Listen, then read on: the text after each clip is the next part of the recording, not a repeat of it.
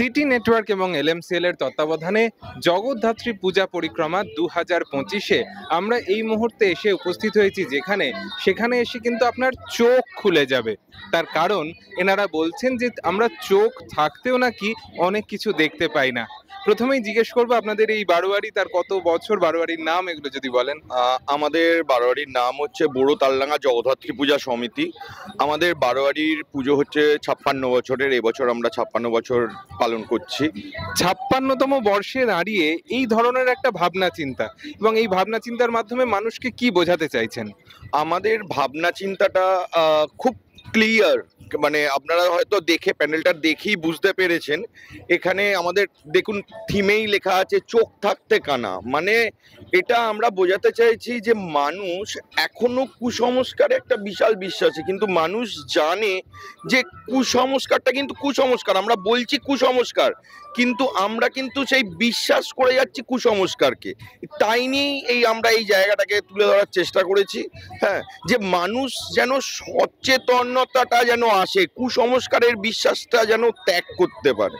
সঙ্গে সঙ্গে মনীষীদের মূর্তি রয়েছে, এবং সেই মূর্তির মাধ্যমে নিশ্চয়ই তাদের যে বক্তব্যগুলো সেই সময় দাঁড়িয়ে সেগুলো তুলে ধরার মধ্যে একটা আছে। এখানে দেখুন, এলোমেলো চুল থাকলে স্বামী পাগল হয়। হ্যাঁ, মেয়েদের রাগ অলক্ষী, মানে এইগুলো আমরা কি মানে কিছু ইনস্ট্যান্ট, ধরুন কোনো একটা কিছু হচ্ছে সেখানে কিন্তু আমরা এই জিনিসগুলোই আমরা মানে বলতে থাকি, কিন্তু এই জিনিসগুলো অ্যাকচুয়াল ঠিক নয়। বা সেটা আজকের দুনিয়ায়, আজকে আমরা 20s এর যুগে এসে আমরা এখনো পর্যন্ত এই জিনিসগুলোকে নিয়ে চিন্তা ভাবনা করছি। তো সেই জায়গাটাকেই আমরা যাতে এই জায়গাটা থেকে মানুষকে বার করতে পারি, সেই জন্যই এই জিনিসটাকে তুলে ধরা। মণ্ডপের মধ্যে একদম লাইভ পুতুল নাচ মানুষ এসে দেখছেন, উপভোগ করছেন, তারা কুসংস্কারের বিরুদ্ধে বার্তা দিচ্ছে। সঙ্গে সঙ্গে দেবী প্রতিমা, তাতেও একটা অদ্ভুত চমক, সে ছবি আপনাদের আমরা দেখাবো। তো দেবী প্রতিমায় যে চমকটা এনেছেন সেটার ভাবনাটা একটু যদি বলেন। সেটার ভাবনাটা হচ্ছে বেসিক্যালি এটা হচ্ছে বসন্ত উৎসবের একটা থিমে, মানে রাধাকৃষ্ণ লীলা খেলা নিয়ে এটাকে করা হয়েছে। আপনি নিশ্চয়ই দেখেছেন রাধাকৃষ্ণ দুলছে, রং খেলছে, একে অপরকে আবির দিচ্ছে, ফিচকিরি দিয়ে রং খেলছে। তো এটাই হচ্ছে আমাদের সাজের থিম বা ভাবনা চিন্তা বলতে পারেন। 56তম বর্ষে বুড়ো তালডাঙ্গা সার্বজনীন তাদের মাতৃ প্রতিমা যখন আপনারা দেখবেন, তখন চোখ চলে যাবে মায়ের সাজে। তার কারণ মায়ের মুকুটের যে অংশ, যে সাজ চূড়া, সেখানে কিন্তু রাধা কৃষ্ণ দুলন্ত অবস্থায়। এটা চন্দননগরে প্রথম। আমার মনে হয় চন্দননগরে শুধু প্রথম আমি বলবো না, এই জিনিসটা আপনি ঢাকের সাজে আমাদের মনে হয় এটা আমাদের ফার্স্ট জিনিস। মানে এটা আগে মনে হয় না কেউ করে দেখিয়েছে যে ঠাকুরের সাজে বা ডাকের সাজের উপরে এই জিনিসটা করা যায়। এতদিন আমরা সিংহর মুখ নাড়া দেখেছি, তার চোখে আলো দেখেছি, বা দেবী প্রতিমার বিভিন্ন সাজে চক্র ঘুরছে, এইরকম ছবি দেখেছি, কিন্তু মাথার মুকুট দুলছে এ ছবি একমাত্র চন্দননগরের বুকে কিন্তু বুড়ো তালডাঙ্গা সর্বজনীন জগদ্ধাত্রী পূজা কমিটির মণ্ডপেই দেখা যাচ্ছে। সেই ছবি আপনাদের দেখাবো, দেখতে থাকুন সিটি নেটওয়ার্ক এবং এলএমসিএল এর তত্ত্বাবধানে পূজা পরিক্রমা 2025।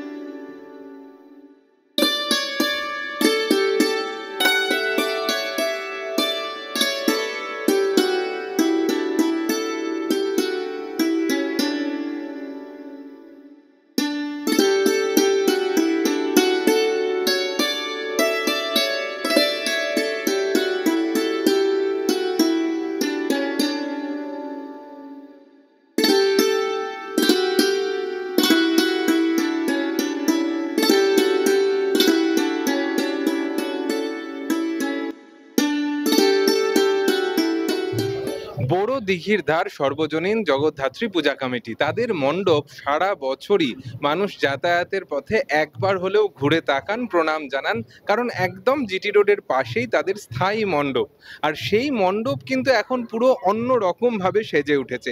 এবারে এই যে ভাবনা মুক্তি, এই ভাবনাটা এলো কেন বা কিভাবে আপনারা ভেবেছেন? না, মুক্তি আমরা ভেবেছিলাম আসলে যে এখন যে প্রাকৃতিক পরিবেশের মধ্যে যে ভারসাম্যহীনতা হচ্ছে, সেটা অনেকটাই তো মনুষ্য সৃষ্টি। এই যে প্রাকৃতিক দুর্যোগ হচ্ছে, তাও মানুষের দ্বারাই সৃষ্টি করা অবস্থার জন্য ঘটছে।